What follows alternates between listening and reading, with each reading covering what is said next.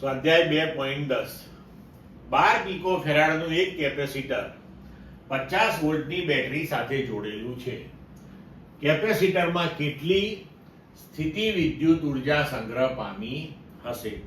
હવે આપણને અહીંયા કેપેસિટરનું કેપેસિટન્સ આપેલું છે અને એને જે બેટરી જોડેલી છે તેના સપ્લાય વોલ્ટેજ પણ આપેલા છે.